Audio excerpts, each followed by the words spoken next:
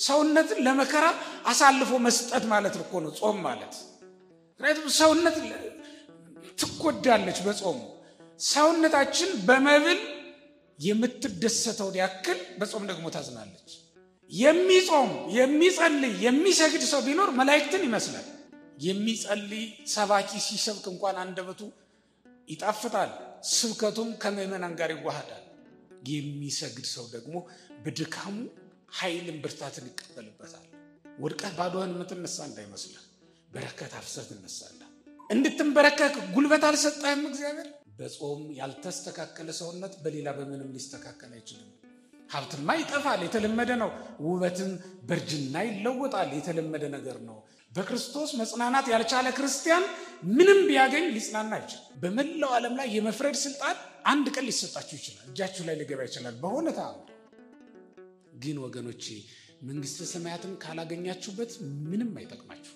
በመብል በመጠጥማ ተደስተን አየነው እኮ፣ ጨፈርን፣ ተደሰትን፣ አርደን በላን፣ ሁሉን አደረግን። እስኪ ደግሞ በጾም የሚመጣውን ደስታ ነው ብለን እኮ ነው እየጾምን ያለን። ማርያም ሆይ ሰለቸሽ የሚሉ ሰዎች አሉ። ምናልባትም ፍሬ እንድታፈሩ ሊሆን እስከቻለ የወደቃችሁት በምን ታውቃላችሁ?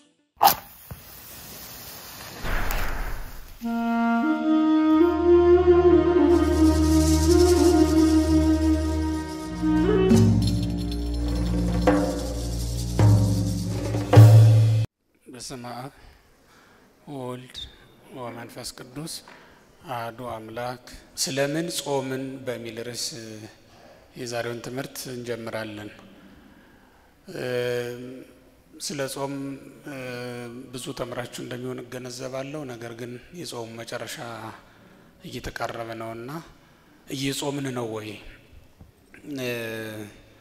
ከጾምንስ ለምን የጾም ዋጋ አልተደረገልንም አልተከፈለንም እንድንል ነው፣ እንድንገመግም ራሳችንንና ቀሪውም ጊዜ ለነስሐ ቀሪውም ጊዜ ለመስተካከል በቂ ስለሆነ ለጾም የማይገባ ህይወት እየኖርን ከሆነ እንጾማለን፣ ግን እንደሚጾም ሰው ሳንሆን ደግሞ እንኖራለንና እንደዛም እንዳይሆን ራሳችንን ለመገምገም ይረዳን ዘንድ ነው ይሄንን ሐሳብ ያነሳሁት። የኢሳይያስ መጽሐፍ ትንቢተ ኢሳይያስ ማለት ነው ምዕራፍ 58 ቁጥር 3 ነው የትምህርታችን መነሻ። የቅዱሳን አምላክ እግዚአብሔር በመካከላችን ተገኝቶ እንዲያስተምረን ቅዱስ ፈቃዱ ይሆነልን። በዚህ ምዕራፍ ላይ ነብዩ ኢሳይያስ ለእስራኤል ከእግዚአብሔር ዘንድ የሆነ ወቀሳ ይነግራቸዋል። እስራኤል በልባቸው ጾመናል፣ ጸልየናል፣ በጎ ነገር ይገባናል ብለው ያስባሉ። እግዚአብሔር ደግሞ በፋንታው እስራኤልን የሚወቅስበት አንዳች ነገር አለ። ከእስራኤል ጋር የሚከራከርበት ጉዳይ አለ። እስራኤል እውነታቸውን ነው፣ እንደታዘዙት ይጾማሉ። በሳምንት እንዲጾሙ የታዘዟቸው ቀናት አሉ፣ ሳያጓድሉ አጠናቀው ይጾማሉ። ሌላም ጊዜ ጾሙ ቢባሉ የተባሉትን ነገር ያደርጋሉ። ጸሎትም ያደርሳሉ፣ ሌላውንም ነገር ያደርጋሉ።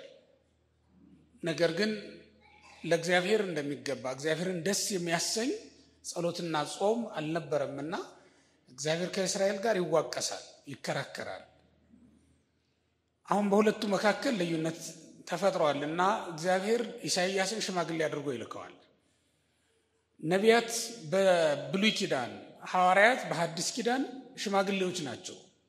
ሰውን ከእግዚአብሔር ጋር የሚያስታርቁ፣ እግዚአብሔር በተቆጣ ጊዜ እግዚአብሔር በዚህ ምክንያት ተቆጥቷችኋልና ተመለሱ፣ ይቅርታ ጠይቁ ብለው ለሕዝቡ መልእክት የሚያደርሱ፣ ሕዝቡም ባማረሩና ባንጎራጎሩ ጊዜ የሕዝቡን ሮሮና ጉርምርምታ ወደ እግዚአብሔር አድርሰው ከእግዚአብሔር ምሕረት የሚያሰጡ ናቸው።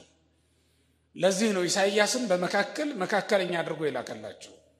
ስለምን ጾምን አሉ እስራኤል፣ አንተስ ስለምን አልተመለከትከንም ብለው በእግዚአብሔር ፊት ብሶታቸውን ባቀረቡ ጊዜ ነብዩ መጥቶ እኔ የምፈልገው ጾም ይህ ነውን? በምትጾሙበት ጊዜ ፈቃዳችሁን ታደርጋላችሁ እያለ ነው የሚነግራቸው። ጾም ማለት ሁልጊዜም እንደምንሰማው የራሱ የሆነ ትርጉም የራሱ የሆነ አካሄድ ነበረው አለ። ጾም የተሰራው እንደውነቱም ከሆነ ሰው ከእግዚአብሔር ምሕረት ያገኝበት ዘንድ ሰው ለእግዚአብሔር መገዛቱን ያረጋግጥበት ዘንድ የተሰራ ሕግ ነው ጾም። በጾም ምክንያት ብዙዎቹ ሰውነታቸውን ቀጥተው ለእግዚአብሔር አስገዝተዋል። በጾም ምክንያት ብዙዎቹ ከእግዚአብሔር ምሕረትና በረከትን ተቀብለዋል። እስራኤል መጾማቸው ለዚህ ነበር፣ ከእግዚአብሔር አንዳች ነገር ለማግኘት። እግዚአብሔርም ጾምን ማዘዙ፣ ጾምን ማወጁ ሰው ለእግዚአብሔር መገዛዙ ይታይበት ይረጋገጥበት ዘንድ ነበር። አሁን ግን እስራኤል የጾሙት ጾም የጸለዩትም ጸሎት መገዛታቸውን የሚያረጋግጥ አይደለም፣ ከእግዚአብሔር ምሕረትና ቸርነት የሚያሰጥ ነገር አልነበረም። አሁን በእኛም ዘንድ ያለችው ጾም የተፈተነችና በእግዚአብሔር ፊት ለመቅረብ የሚገባት መስዋዕት የተፈተገች ስንዴ፣ የመገበሪያ ስንዴ፣ ንጹህ መስዋዕት ሆና መቅረብ ስላለባት ይህንን አንስተን ማየት ይኖርብናል። እግዚአብሔር በእስራኤል ላይ የጠላው ያ ነገር በእኛም ላይ እንዳይታይ እንዳይደገም ማለት ነው ማድረግ ስለሚገባን እየጾም ባለንበት ሰዓት ስለምን ጾም? ከእግዚአብሔር ይሄን ልንቀበል አልነበረምን? እግዚአብሔርስ ጾምና ጸሎታችንን ለምን አልተቀበለምና ያንን የሻነውን ነገር የፈለግነውን ነገር የተመኘነውን ነገር ስለምን አላደረገልንም ብለን ማሰብ እንችል ዘንድ ከእግዚአብሔርም ጋር ክርክር እናነሳ ዘንድ ስለምን ጾምን ብለን ራሳችንን መጠየቅ ይኖርብናል። በእርግጥ ስለምንድን ነው የጾምነው? ሕግ ስለሆነ ነው? በልማድ ነው? አድርጉ ስለተባልን ነው? ከመብልና ከመጠጥ መከልከል ስላለብን ነው? ስለምን ጾም? ጾሙ የተባልነው ለምንድን ነው የሚለውን ነገር ብናነሳ የራሱ የሆነ ምላሽ አለ። እኛን ጠይቃለን፣ እግዚአብሔር ደግሞ ምላሽ ይሰጣል። በቀደመው ዘመን አባቶቻችን ጥያቄ ይዘው ወደ እግዚአብሔር ይቀርቡ ነበር። ጥያቄውን ሲያነሱ መንፈስ ቅዱስ ደግሞ መልሱን ይሰጣል። ለምሳሌ ልንገራችሁ። መዝሙር 14 ቁጥር 1 ስትመለከቱት እግዚኦ መኑ የሐድር ውስተ ጽላሎትከ ይላል። አቤቱ በመቅደስ ውስጥ ማን ያድራል? ወመኑ ያጸልል ውስተ ደብረ መቅደስከ፣ በተቀደሰው ተራራ ስር ማን ያርፋል ብሎ ነቢዩ ዳዊት እነዚህን ሁለት ጥያቄዎች ያነሳል። መንፈስ ቅዱስ ደግሞ ወዲያውኑ መልሱን ይሰጣል። ዘይሐውር በንጹህ ዘይገብር ጽድቀ፣ በንጹህ የሚሄድ ጽድቅንም የሚፈጽም የሚያደርግ እሱ እያለ ይመልስለታል። ወዘይነብብ ጽድቀ በልቡ ጽድቅን የሚያስብ ወዘይጓህለው በልሳኑ፣ በአንደበቱም ምሎ ያልከዳ ባልንጀራውን ያልሸነገለ እያለ ሌሎችም ምላሾች አሉ። ጥያቄው ከነቢይ መልሱ ከመንፈስ ቅዱስ ነው። ይህንን የተረጎመው አትናቴዎስ ነው። ተስዕሎም ነቢይ ተሰጦም መንፈስ ቅዱስ፣ አሚያ ተሰጦ መንፈስ ቅዱስ ወይቤ ይላል አትናቴዎስ በቅዳሴው። ያን ጊዜ መንፈስ ቅዱስ ለዳዊት እንዲህ ብሎ መለሰለት ማለት ነው። ምን ብሎ መለሰ? ዘይሐውር በንጹህ። አሁን ያልኩላችሁ ዳዊት ጥያቄውን አመጣ፣ መንፈስ ቅዱስ ደግሞ ምላሹን ሰጠ። በተቀደሰው ድንኳን ውስጥ ማን ያድራል ካልከኝ፣ በተቀደሰው ማደሪያ ውስጥ የሚኖረው የሚያድረው ሰው ይሄን የሚያደርግ ሰው ነው። ባራጣ ያላበደረ፣ ጉቦ ያልተቀበለ፣ በነገር ሁሉ ያልበደለ እሱ በተቀደሰው ተራራ ውስጥ ያድራል ብሎ መለሰለት ይላል። ዛሬ እኛ ምን ጠይቃለን? ስለምን ጾምን ብለን እስኪ በሉላችሁ። መንፈስ ቅዱስ ደግሞ ምላሹን ይሰጣል። ለምንድን ነው የጾምነው? እሱ ካልተመለከተን ከመጾማችን በፊት ከነበረው ጠባያችን ፈቀቅ ቃላል። ጾም ከመጀመራችን በፊት በነበረው ልማዳችን የምንመላለስ ከሆነ ለምን ጾም? ያን ጊዜም ቂመኞች ነን፣ በቀለኞች ነን። ያን ጊዜም በደለኞች ነን። ያን ጊዜም አንደበታችን ሰው ከማማት የማይቆጠብ ከንቶች ነን። አንደበታችንን መግራት መግዛት የተሳነን፣ ሰውነታችንን ለእግዚአብሔር ማስገዛት ያቃተን ነበር ጾም ከመጀመሩ በፊት። ታስታውሳላችሁ? ዛሬም እንደዚያው ቀጥለናል። ለምን ጾም ታዲያ? ለውጥ የለም በህይወታችን ውስጥ። የቀን ለውጥ ነው ያለው፣ የህይወት ለውጥ የለም። የዘመን መፈራረቅ ነው ያለው። በእኛ ህይወት ውስጥ ግን የተቀየረ ነገር የለም። ለምን ጾም? ከእግዚአብሔር ምሕረት ቸርነት ካላገኘን፣ በረከት ካልተቀበል ለምን ጾም? የጾሙ ሰዎችን ታሪክ ስንሰማ በመጽሐፍ ቅዱስ በጾማቸው መጨረሻ ላይ አንዳች ነገር ተቀብለዋል። ጾም መከራ ነው።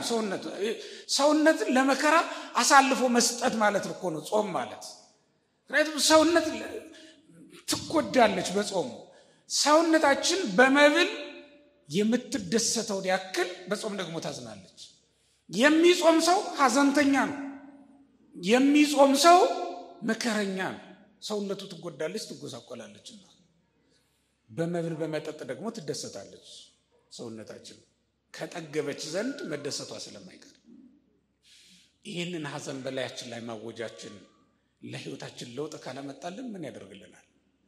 ወገኖች ሰው በሰውነቱ ለእግዚአብሔር መገዛቱ ይታወቅ ዘንድ ሶስት ነገሮች ማድረግ አለበት። ምን? ጾም፣ ጸሎት፣ ስግደት። እነዚህን ሶስት ነገሮች ማድረግ አለበት። ስንት ነገሮች? በሰውነቱ መገዛቱ እንዲታወቅ ነው። በሰውነቱ መገዛቱ እንዲታወቅ፣ በገንዘቡ መገዛቱ እንዲታወቅ ደግሞ መመጽወት አለበት። ምጽዋት በገንዘባችን ለእግዚአብሔር መገዛታችን፣ በገንዘባችን ላይ እግዚአብሔርን ማሰልጠናችን፣ መሾማችን ይታወቅ ዘንድ ገንዘቤም ያንተ ነው ማለታችን ይታወቅ ዘንድ እንመጸውታለን። ጾም፣ ጸሎት፣ ስግደት ደግሞ ሰውነቴም ያንተ ነው ለማለት የምናደርገው የምንፈጽመው ህግ ነው ማለት ነው። ጾም፣ ጸሎት፣ ስግደት መላእክትን ታስመስለናለች። ምጽዋት ደግሞ አብርሃምን፣ ይስሐቅን፣ ያዕቆብን ታስመስለናለች። የሚጾም የሚጸልይ የሚሰግድ ሰው ቢኖር መላእክትን ይመስላል። ምክንያቱም መላእክት አይበሉም። መላእክት ያለ ምስጋና ጊዜ አያጠፉም።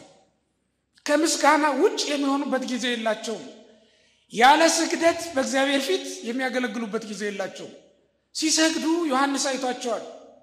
በዮሐንስ ራእይ ምዕራፍ 4 ቁጥር 8 ላይ እንደምናነበው አክሊላቸውን እያወረዱ ይሰግዱለት ነበር ይላል።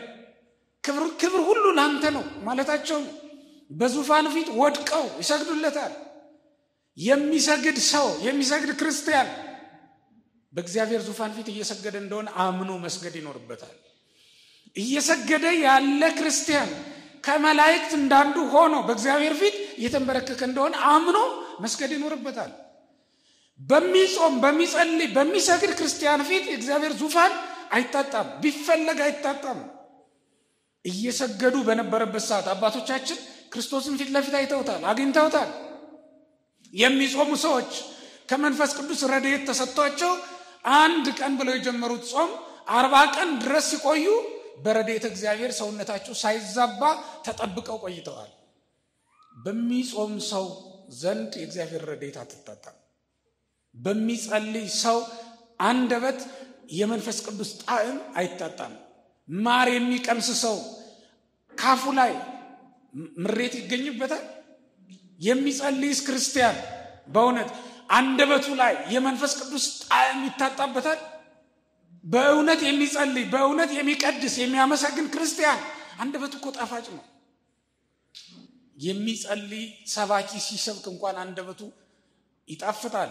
ስብከቱም ከምዕመናን ጋር ይዋሃዳል፣ ይዋደድለታል፣ ይስማማለታል። የምትጸልይ አንደበት ጣዕም አላት። የማይጸልይ ሰው አንደበት ደግሞ ምንም እንኳን ያማረ ቃል አውጥቶ ቢናገር የሚጣፍጥ ነገር አይኖረውም፣ ለልብ የሚስማማ ሊሆን አይችልም። መጸለይ የመንፈስ ቅዱስን ጣዕም በአንደበታችን ላይ ያሳድረዋል። ክርስቲያኖች የሚጸልይ ሰው እንደዛ፣ የሚሰግድ ሰው ደግሞ በድካሙ ኃይልን ብርታትን ይቀበልበታል። ወድቆ የእግዚአብሔርን መንግስት ይዞ ይነሳል። ወድቀህ ባዶህን የምትነሳ እንዳይመስልህ፣ በረከት አፍሰህ ትነሳለህ። የስንዴ ቅንጣት ከወደቀች ዘንድ አይደል እንዴ የምትነሳው? ወድቀን ስንነሳ እኮ ትንሣኤያችንን እያበሰርን ነው። ጠላቴ ሆይ በወድቅም እነሳለሁ እያልን እኮ ነው። በእግዚአብሔር ፊት ተንበርክኮ የሚነሳ ሰው ወድቆ ሲነሳ ትንሣኤውን እያስረዳ ነው። ለነፍሱ እንደዚያ ነው የሚያስረዳት። ምስጢሩ እሱ ነው፣ ወድቆ ለመነሳት። የማይሰግድ ክርስቲያን ትንሣኤን አያምንም ማለት ነው።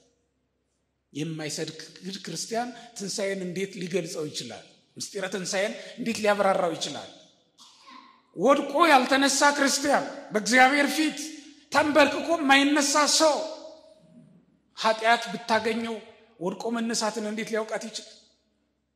ኃጢአት ብታጋጥመን እንኳን ወድቀን መነሳታችን እኮ በወድቅም ዛሬ በንስሐ ደግሞ ታነሳኛለህ ማለት እኮ ነው። ክርስቲያኖች ሞት እንኳን ቢጥለን እግዚአብሔር ግን ያነሳናል አይደል እንዴ? ሞት ቢጥለን እንደ ሞት ያለ ኃያል አለ እንዴ? ሞት እኮ ሲጥል ነፍሳችንን ቀምቶ ነው በድናችንን የሚያስቀረን። ሞት እኮ ሲጥል እንደዛ ነው። ሞት እኮ ሲጥል አስሮ ነው የሚጥለን። ሞት እኮ ሲጥል ካፈር ጋር ነው የሚደባልቀን። እንደ ሞት ክንደብርቶ አለ እንዴ? ግን ማን ያነሳናል? ማን ያነሳናል? እግዚአብሔር ያነሳናል። እኔ መውደቅ ልማዴ ነው፣ አንተ ግን ታነሳኛለህ ማለት እኮ ነው ወድቆ መነሳት። መስገድ ምስጢሩ እሱ ነው።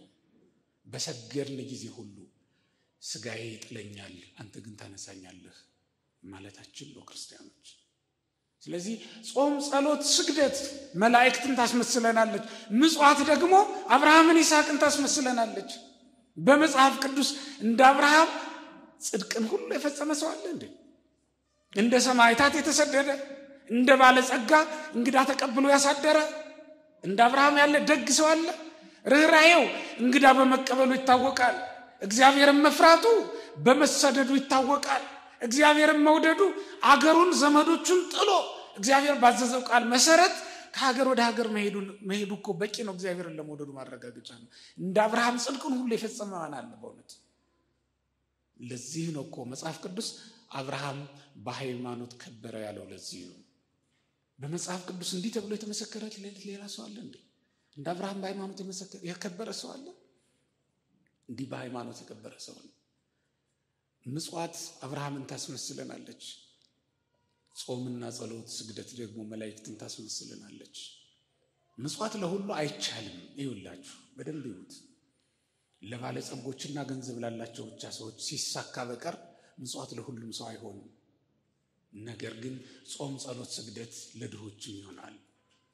ለድሆች የሰጣት ይቺ ጾም፣ ጸሎት፣ ስግደት የምትባል ህግ አያችሁት? ገንዘብ የለኝም ደሃ ነኝ እንዳትሉ ምክንያት ያሳጣል። እንድትንበረከክ ጉልበት አልሰጠህም እግዚአብሔር። እንድትጾም ሰውነትን በረሃብ እንድትቀጣ ገንዘብ ማውጣት ይጠበቅብሃል። እንድትጸልይ አንደበት አልሰጠህም እግዚአብሔር። በቂ እኮ ነው። ይቺ ደግሞ ከማን ዘንድ ታደርሰናለች ትሉኝ እንደሆነ ከመላእክት ጋር ታስተካክለናለች። ማዕረጋችንን እንደ መላእክት የምታደርግ እግዚአብሔር ለድሆች ሳይቀር የሰጣቸው ማዕረግ በዚህ እንመለከታለን። እግዚአብሔር ድሆችን ምን ያህል እንደሚወዳቸው ተመልከቱ። ከመላእክት እንዳንዱ የምታደርገውን ጾምን እንዲሁ ለድሆችም ሰጠ። ድሃም ሀብታምም እኩል ነው አይደል የሚጾመው አይደል? ግን ማን ነው የሚቸገረው? ሀብታም ነው ድሃ ነው ሲጾም የሚቸገር? ሀብታም ነው ድሃ ነው? ድሃ ነው አይደል የሚቸገር? ጾም በጣም ከባድ የሚሆነው ለሀብታም ነው ለድሃ ነው? ለሀብታም ነው አይደል? አይ ለድሃም አስቸጋሪ ነው አንዳንድ ጊዜ እውነት ለመናገር። ምክንያቱም ሀብታሞች በጾም ቀን ነው አምጥተው ምግብ የሚሰጡና ድሃም ይቸገራል፣ ይፈተናል። አሁን እናንተ ማለዳ ነው ወደ ማርያም ደጅ ስትመጡ ዳቦ ይዛችሁ የምትመጡ ለድሆች እና ያን ጊዜ ድሆች ተቀብለው ሲበሉ እናያለን። ፈታኝ ነው አይደል? ለሁለቱም ከባድ። ጾም በነገራችን ላይ ለሁሉም ከባድ፣ ለድሃውም ለሀብታሙም ነው የሚከብደው። እርግጥ ነው ድሃ ለኋላ ትሆነኛለች ብሎ ቆጥቦ ማለዳውን ወደ ከሰዓት ሊወስደው ይችል ይሆናል፣ በዛው እግረ መንገዱን እየጾመ ማለት ነው። ግን ደግሞ ጾም ሁሉንም አስቸጋሪ ነው። ስለዚህ ወገኖቼ ጾምና ጸሎት፣ ስግደት እነዚህ ትልቅ ዋጋ የሚያሰጡ ነገሮች መሆናቸውን በደንብ ነው። ከዛ በተጨማሪ ደግሞ በምጽዋት በረከትን እናገኝበታለን። በጾም በጸሎት በስግደት ደግሞ ትልቅ ደስታን እናገኝበታለን። አንድ ክርስቲያን ደስታን ማግኘት ከፈለገ ጾም፣ ጸሎት፣ ስግደትን አዘውትሮ መያዝ ይኖርበታል። የጾም የጸሎት የስግደት መጨረሻው ደስታ ስለሆነ መጨረሻው ፋሲካ ነው። የኢትዮጵያ ቤተክርስቲያንን አጽዋማት በሙሉ ተመልክቷቸው መጨረሻቸው ፋሲካ ነው፣ መጨረሻቸው ደስታ ነው። ለምሳሌ ጾመ ነቢያትን ጾማችሁ መጨረሻ ላይ የማንን በዓል ታከብራላችሁ? የክርስቶስን ልደት አይደል? የነነዌን ጾም ጾማችሁ መጨረሻ ላይ ምን ይታወጃል? የነነዌ ሰዎች ከእሳት ምናምን ከእሳት ስለዳኑ ሰዎች ትሰማላችሁ። ከእሳት እንደመዳን ያለ የሚያስደስት ምን ነገር አለ? የዛሬውን ጾም ደግሞ ይሄን አብይ ጾምን ጾመን መጨረሻ ላይ ምን እናከብራለን? የክርስቶስን ትንሣኤ እናከብራለን። እዚያ ልደቱን፣ እዚህ ደግሞ ትንሣኤውን እናከብራለን። በጣም ይገርማል። የነቢያትን አሁን የሐዋርያት ጾም ደግሞ ይመጣል። የሐዋርያትን ጾም ጾማችሁ መጨረሻ ላይ የማንን በዓል ታከብራላችሁ? የጴጥሮስንና የጳውሎስን አይደል? የጴጥሮስና የጳውሎስን በዓል የምናከብርበት እኮ ምክንያት ምን እንደሆነ የምእመናን መሪዎች ናቸው እነሱ። የዚያን ቀን ተድላ መንግስተ ሰማያትን የቀመሱበት ቀን ነው። መንግስተ ሰማያትን የተቀበሉበት ቀን ነው። የጾም ዋጋው ይሄ ነው እንድንል ነው። ክርስቲያኖች መጾማችን ለምንድን ነው? ደስታን ካላገኘንበት፣ ክርስቲያኖች ከሐዘን ካልወጣንበት ስለምን ጾምንኛ? በሕይወታችን ካልተለወጥንበት ስለምን ጾምንኛ? ከዚህ መራራ ሕይወት እንወጣለን ብለን ነው እንጂ ከዚህ መራራ ሕይወት ካልወጣንማ ስለምን ጾምን? በእውነት እንዲህ ባለ መንፈሳዊ ተጋድሎ ውስጥ መቆየታችን ለምንድን ነው ታዲያ? ጾምና ጸሎታችን ለአገልግሎት ካላተጋን፣ ካላነቃን፣ ጾምና ጸሎታችን ርኅራኄን ካልጨመረልን፣ መንፈሳዊ ርኅራኄን እንዲኖረን ካላደረግን፣ ከቀደመው ይልቅ ከጾሙ በፊት የነበረው ሰብናችን ተለውጦ ዛሬ ላይ ርኅሮች፣ ደጎች፣ ቅኖች ካልሆን፣ ንስሐ ለመግባት ገራገሮች ካልሆን፣ የእግዚአብሔርን ቃል ለመስማት ለመታዘዝ ቅርብ ካልሆን፣ የእግዚአብሔርን ቃል በመስማት ልባችን የማይሰበር ከሆነ ምንድን ነው መጾማችን? በእውነት ክርስቲያኖች በጾምን ጊዜ ሰውነታችን ለስግደት፣ ሰውነታችን ለጸሎት፣ ሰውነታችን ለአገልግሎት ምቹ እየሆነ መሄድ አለበት። ብራና የሚያወጣ ሰው የብራና መራመሚያ የሚባል መሳሪያ አለው። የብራና መራመሚያ ማለት ብራናው ከተፋቀ በኋላ ለብራናነት ከበቃ በኋላ መስመር የሚያወጣበት ነው። በብራናው ላይ መራመሚያው ከሌለ ጽሑፍ ሊቀበልለት፣ ቀለም ሊቀበልለት ስለማይችል ይራመመዋል፣ መልክ ያወጣለታል። ከዚያ በኋላ ነው ቀለም በብራናው ላይ ማስፈር የሚጀምረው። እግዚአብሔር ቃሉን በልባችን ከማኖራችን በፊት በጾም ሊቀጣን ይፈልጋል። ወገኖቼ ጾም እኮ የሰውነታችን መቅጫ ነው፣ መራመሚያ ነው። እንደተወጠረ ብራና፣ እንደተዳመጠ ብራና ሆኖ የእግዚአብሔር ቃል በተነገረ ጊዜ ቃሉን ተቀብሎ ይጽፍ ዘንድ፣ ቃሉን ተቀብሎ ያኖር ዘንድ ልባችን እግዚአብሔር በጾም ይራመመዋል ማለት ነው። በጾም ያልተስተካከለ ሰውነት በሌላ በምንም ሊስተካከል አይችልም። ስለዚህ ወገኖቼ ጾምና ጸሎትን በገንዘብ እዋጀዋለሁ፣ በሌላ ነገር አስተካክለዋለሁ ብላችሁ እንዳታስቡ። ጾምና ጸሎት ነው ሰውነታችንን ለእግዚአብሔር እንድትገዛ ሊያስተካክላት የሚችለው። ጾምና ጸሎት ነው። እማይጾም ሰው ርኅራኄ ይጎለዋል። እማይጾም ሰው ምጽዋት መስጠት ያቅተዋል። እማይጾም ሰው ለጸሎት መነሳት ይሳነዋል። እማይጾም ሰው ለእግዚአብሔር መገዛት ሞት መስሎ ይታየዋል። ስለዚህ ወገኖቼ ስለምን ጾምን ካላችሁኝ ለእግዚአብሔር ሰውነታችን እንድትገዛ ለማድረግ ነው። ሰውነታችንን ለእግዚአብሔር ለማስገዛት ነው ጾም ነው። ስለምን ጾምን ካላችሁኝ ሰውነታችን እንድትስተካከል፣ እንድትቀጣ፣ እንድትሰራ ነው ጾም ነው። ስለዚህ በዚህ ጾም ሰውነታችን የተስተካከለች መሆን ይኖርባታል። በዚህ ጾም ሰውነታችን ለእግዚአብሔር ልትገዛ ቃል የምትገባበት የምትጀምርበት ሊሆን ይገባል። በእውነት አጋንንትን ድል ካልነሳልን መጾማችን ምንድን ነው ጥቅሙ? ዛሬም እንደ ትናንቱ አጋንንት እንደፈለጉ የፈለጉትን ስራ የሚያሰሩን ሆነን ዛሬም እንደ ጥንቱ ያንኑ የነበርንበትን የመጣንበትን የኃጢአት መንገድ ሳንለቅ የምንቀጥል ከሆነ ስለምን ጾም ነው ገመቼ? የጾማችን ጥቅሙ ምንድን ነው?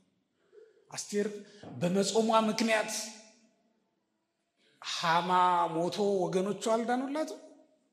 ዳንኤል በመጾሙ ምክንያት በአናብስት ጉድጓድ ቢጣልም እንኳን እግዚአብሔር ከፍልስጤም ከሩቅ ሀገር ምሳ ቋጥሮ አምጥቶለታል። ከሩቅ ሀገር የተገጠመው ድንጋይ ሳይነሳ እንባቆም የተባለው ነቢይ ጉድጓዱ ውስጥ ገብቶ ምሳ አብልቶታል። አንበሶች ይበሉታል የተባለው ዳንኤል፣ ለአንበሶች ምግብ እንዲሆን የተጣለው ዳንኤል ከሌላ ቦታ ምግብ መጥቶለታል። የጾም ውጤቷን፣ የጾም ዋጋዋን ተመልከቱ ክርስቲያኖች።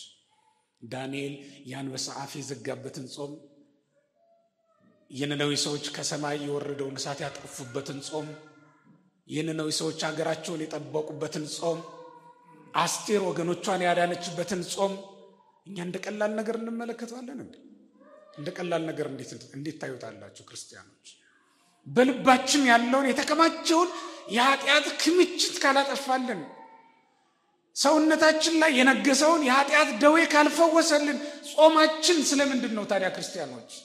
መጀመሪያ ጾማችሁ እናንተ ሊፈውሳችሁ ይገባል። እናንተ ልትድኑበት ይገባል። በምትጾሙት ጾም ሰውነታችሁን ለእግዚአብሔር ማስገዛታችሁን ልታረጋግጡበት ይገባል። የምትጾሙት ጾም እናንተን ማስተካከል ይኖርበታል። አልበለዚያማ ለምን ጾምን ክርስቲያኖች? እሱ እንዲሆን አይደል የጾም ነው። የጾም ዋጋዋ በጣም ትልቅ ነው። ጾም የምታሰጠው ዋጋ እጅግ በጣም ትልቅ ነው። ያንን ለመቀበል ነው መጾም ያለብን። እንደ አስቴር የሚሞተው ሞቶ የሚድነው ይድን ዘንድ ነው የጾም ነው። አሮጌው ሰውነታችን አሮጌው ሐሳባችን ሞቶ አዲሱ ሐሳብ በልባችን ይነግስ ዘንድ ልባችንን ንጹህ ለማድረግ ነው እኮ የምንጾመው ክርስቲያኖች። የምንጾመው እኮ ለዚያ ነው፣ ልባችንን ንጹህ ለማድረግ አቅልጠን ሰውነታችንን ለመስራት ነበር የምንጾመው። እንደምታውቁት ጨው መጣፈጥ የሚጀምረው ውሃ ውስጥ ተጥሎ ከሟሟ በኋላ። ስትጾሙ ትደክማላችሁ አይደል እንዴ? ሰውነታችሁ ይዝላል አይደል እንዴ? እንቅልፍ ድካም ይላችኋል። እንደፈለጋችሁ ሰውነታችሁን ብድግ ቁጭ ማድረግ ያቅታችኋል። የሚፈለገው እሱ ነው። ሰውነታችሁን በዚያው ልክ አድክማችሁ መንፈሳችሁን ታበረቱ ዘንድ ነው መጾም የታዘዘው ክርስቲያኖች። እንደነገርኳችሁ ጨው መጣፈጥ የሚጀምረው ምን ሲል ነው? ሲሟሟ ነውና። ስራ የሚሰራው ስራ ሰራ የሚባለው ጨው ሲሟሟ ነው፣ ሲቀልጥ ሰውነታችንን ስትደክም ነው ያን ጊዜ ብርታትን ኃይልን ከመንፈስ ቅዱስ የምትቀበለው የምታገኘው። ስለዚህ ወገኖቼ መድከማችን በከንቱ እንዳይቀር ዋጋ የሚያሰጥ እንዲሆንልን ጾማችን እግዚአብሔር እንደሚወደው አይነት ጾም መጾምን ግን እንዳንረሳ። ይሄ ማለት ፈቃደ ስጋችንን እየፈጸምን አይደለም መጾም። አንደበታችን እንዳመጣ ተናግረን ልባችን እንዳሰበው ፈቃደ ስጋችንን ፈጽመን ነው እንደ መጾም ያለብን። እንደዚያ እኮ አይደለም። መቼም ታውቃላችሁ በሽተኛን ሰው የትኛውንም ያክል ቢቀልቡት በሰውነቱ ላይ ለውጥ ላይ ይታይ ይችላል አይደል እንዴ? በሽተኛ ነፍስም እንደዚያ ናት። በጾም በጸሎት ካልተፈወሰች በስተቀር የእግዚአብሔር ረድኤት የትኛውንም ያክል ብትጸልይ የትኛውንም ያክል ብትጾም አይጎበኛትም። የኃጢአት ደዌ ያለባትን ነፍስ የእግዚአብሔር መንፈስ አይጎበኛትም። ስለዚህ የእግዚአብሔር ቤተሰቦች እግዚአብሔር መንፈሱን በእኛ ላይ ያሳድር ዘንድ እግዚአብሔር በረድኤት ይጎበኛት ዘንድ ሰውነታችንን እግዚአብሔር ልባችንን ማደሪያው ያደርጋት ዘንድ እንደሚወደው አድርገን ልንጾም ልንጸልይ ይገባናል። እንደሚወደው አድርገን እግዚአብሔር እንደሚወደው አድርጎ ይሰራት ዘንድ። ጾም እኮ ሰውነታችን ፈርሶ የሚሰራበት ሕግ እኮ ነው። አያችሁት?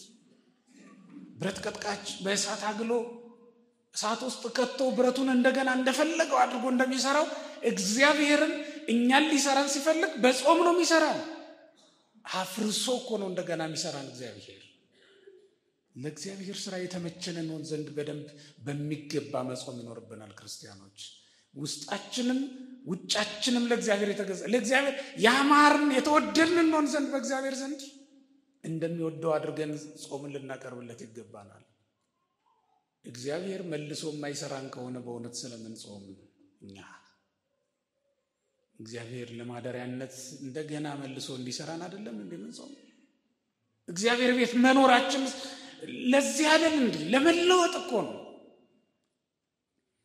በኖህ መርከብ ውስጥ የነበረችው ርግብ ትገርማለች። ተልካ ሄደች፣ ማረፊያ አጣች፣ ተመልሳ መጣች። እንደገና ሄደች። ምንም እንኳን በምድር ላይ የወረደው ውሃ ጨርሶ ባይጠፋም የለመለመ የወይራ ዝንጣፊ ያገኘችና በአፏ ይዛ መጣች። የምስራች አለች። በመጨረሻም ሄደች፣ ማረፊያ ያገኘች፣ አልተመለሰችም ይላል። ክርስቲያኖች ከዚህ ምን ትማራላችሁ? በኖህ መርከብ ውስጥ የመኖር አንዱ ትርጉሙ እኮ ለሌሎች የምስራቹን ማድረስ ነው። አፋችሁ ላይ ምን አለ? የምስራች። ለሌሎች ምንድነው የምንሰጠው? እኛ ለወንድሞቻችን ለእህቶቻችን እኛ ምንድነን? የምስራች አብሳሪዎች ነን። በምድር ላይ ሰላም መውረዱን፣ በምድር ላይ በረከት መሆኑን ልታበስር እኮ ነው በዛው የቀረችው እሷን ምልክት አድርገው ነው ሰዎች ሁሉ ከመርከብ የወጡት ይላል። እዚህ ቤት ውስጥ ስንኖር፣ እዚህ ቤት ውስጥ ቁጭ ብለን ወንጌል ስንማር እንዲህ ለመሆን ነው። ለሌሎች የምስራች ለመሆን ነው። ለሌሎች ደስታን ለመፍጠር ነው። ተመልከቱት። ለራሳችን ብቻ እንኖር። የማይጾም የማይጸልይ ሰው ግን ይሄን ማድረግ አይቻለውም። በእግዚአብሔር ቤት ውስጥ የማይኖር የማይቆይ ሰው ግን ይሄን ማድረግ አይቻለውም። የእግዚአብሔርን መልእክት የእግዚአብሔርን ትእዛዝ በሰውነቱ ያልተቀበለ ሰው ግን ይሄን ማድረግ አይቻለውም። ስለዚህ ወገኖች እዚህ ቤት ውስጥ መኖራችን እንደ ኖህ ርግብ ለመሆን ነው። ለራሳችን ብቻ ሳይሆን ለሌሎችም ለመኖር ነው።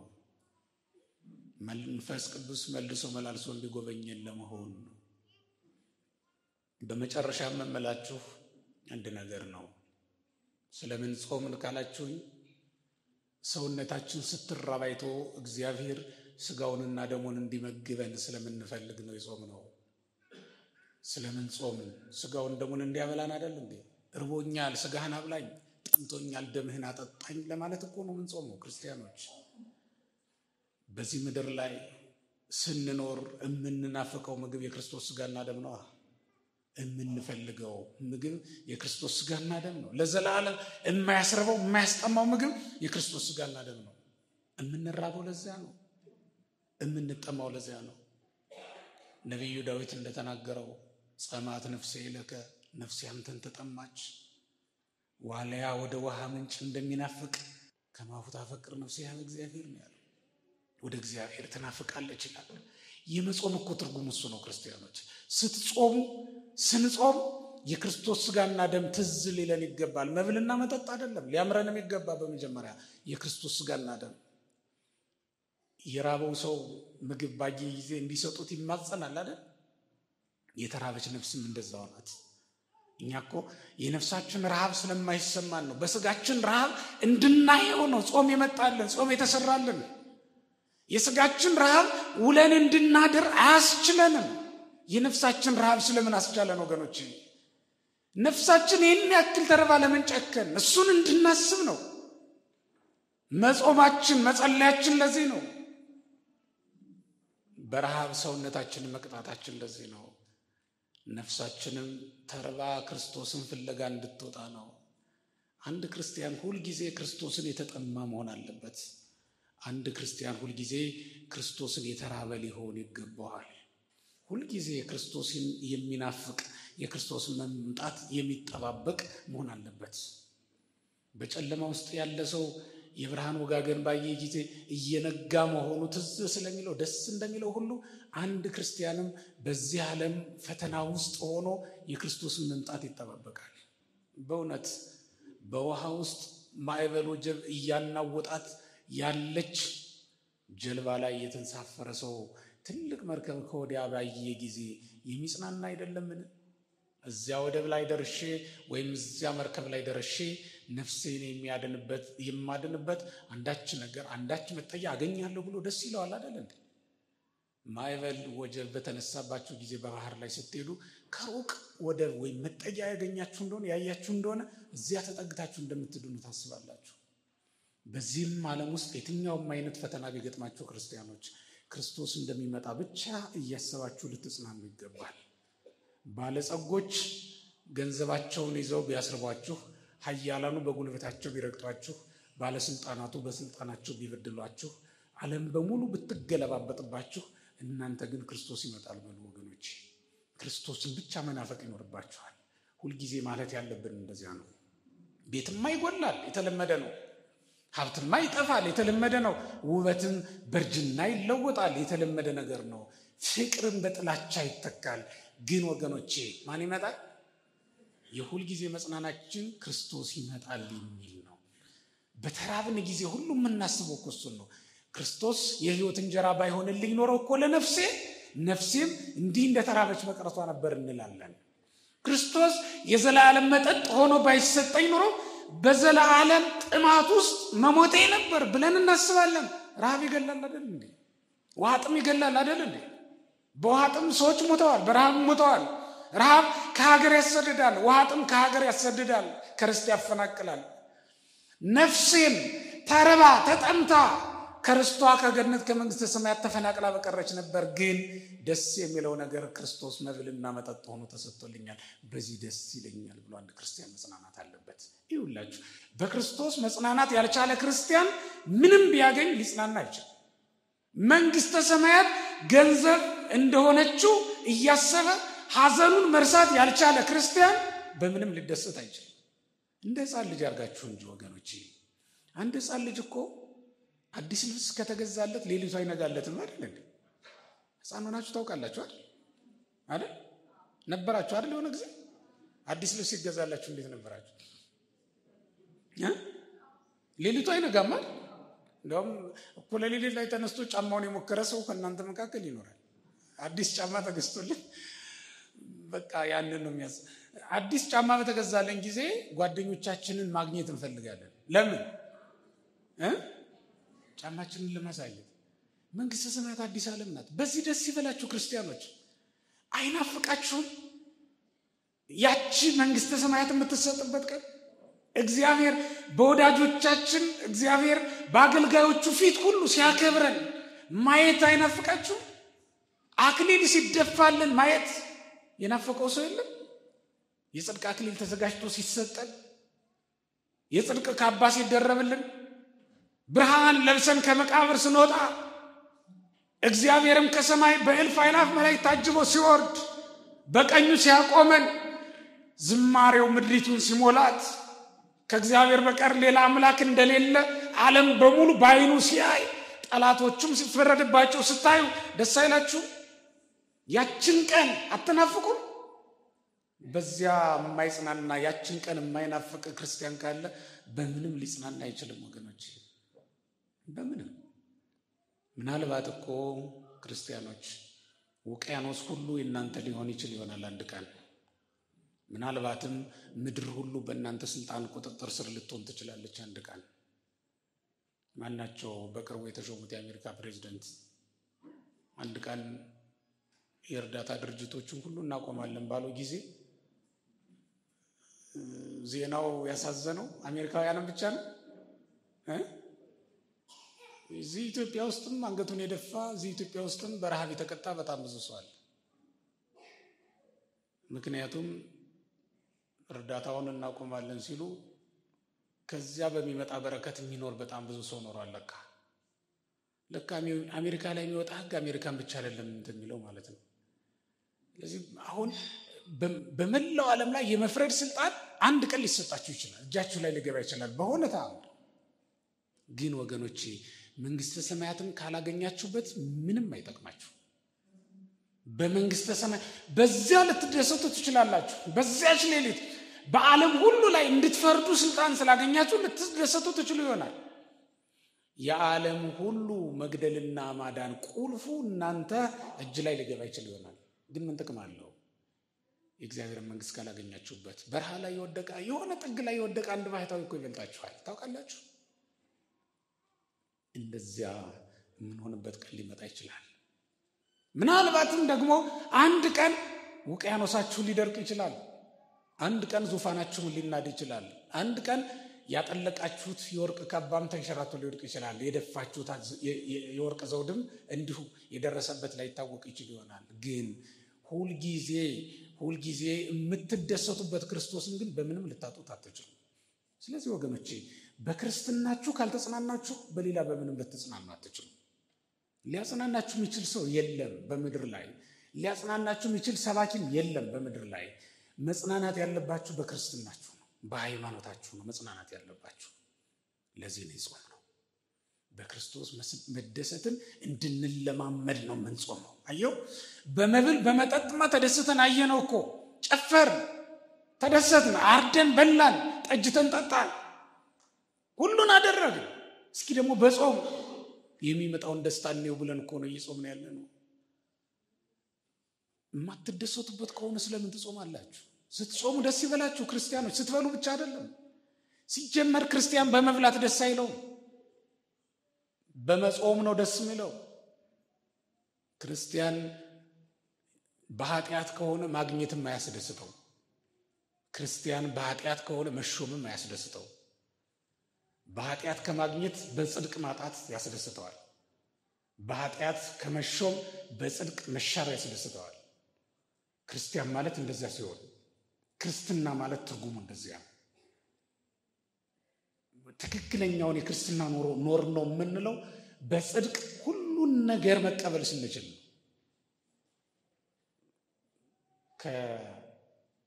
ከደስታ የተሻለ ሐዘን እንዳለ ታውቃላችሁ? ከትንሣኤ የበለጠ መውደቅ እንዳለ ታውቃላችሁ? የበለጠ እኮ መውደቅ አለ።